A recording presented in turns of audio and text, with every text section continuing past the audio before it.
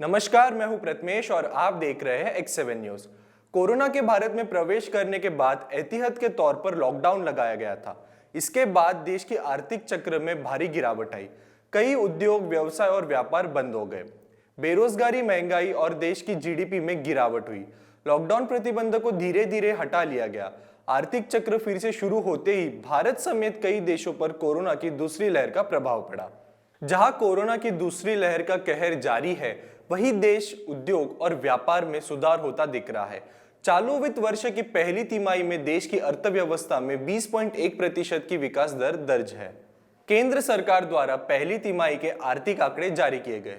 पिछले साल कोरोना ने अर्थव्यवस्था को बुरी तरह से प्रभावित किया था। विकास दर में 24.4% का ऐतिहासिक घाटा था।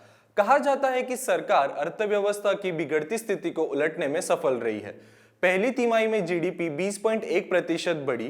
पिछली वित्त वर्ष की चौथी और अंतिम तिमाही में सकल घरेलू उत्पाद की वृद्धि दर 1.6% थी। कोरोना की दूसरी लहर थमने के बाद ज्यादातर राज्यों ने प्रतिबंधों में धीरे धीरे ढील दी थी। बाजारों में फिर से उभरने के साथ ही कर संग्रह में भी भारी वृद्धि हुई।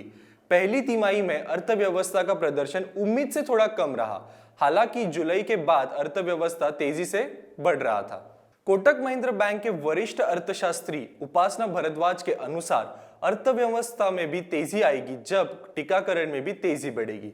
इस बीच निर्माण क्षेत्र पहली तिमाही में सबसे अधिक 68.3% के दर से बढ़ी। तो आज के इस विशेष समाचार में हमने देश की अर्थव्यवस्था के विषय पर गहराई से पड़ताल की है। तो आप आगे भी हमारे साथ बने रहिए। मैं हूं प्रथमेश, कैमरामैन संदीप के साथ आप देख रहे हैं X7 न्यूज।